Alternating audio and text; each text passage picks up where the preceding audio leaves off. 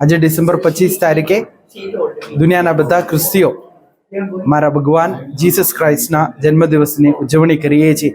આ દિવસે 24માં રાત્રે અમે ચર્ચમાં ભેગા થઈએ છીએ અને ચર્ચમાં ખાસ પ્રાર્થના કરીએ છીએ.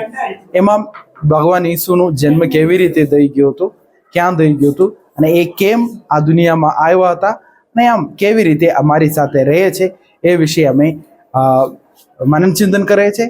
સાથે સાથે અમે આખા દુનિયાના લોકો માટે પ્રાર્થના પણ કરીએ છીએ જેથી આ દુનિયામાં શાંતિ ફેલાઈ જાય અને ભગવાન જે શાંતિ અમારી વચ્ચે લાવ્યા હતા એનો અનુભવ થાય એના માટે અમે પ્રાર્થના કરીએ છીએ. બધાને ફરી એકવાર હેપી ક્રિસમસ અને જે ભગવાન જન્મ લીધા છે તમારા જિંદગીમાં શાંતિ લાવે એવી પ્રાર્થના કરું છું.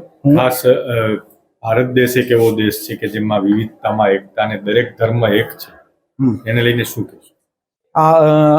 અમારા ભારત દેશમાં ઘણા બધા ધર્મોનું આચરણ થાય છે અને બધા ધર્મો જુઓ, ખાસ અમારા ભારતમાં જે સનાતન કાળથી શાંતિ વિશે વધારે ભાર મૂકવામાં આવે છે અને માણસમાં શાંતિ આવે, ભાઈચારામાં રહે એવું શિખામણથી અમે આગળ ચાલીએ છીએ.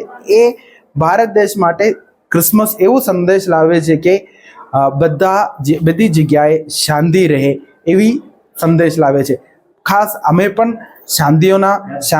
શાંતિ દૂતો છીએ, શાંતિના પ્રચારકો છીએ.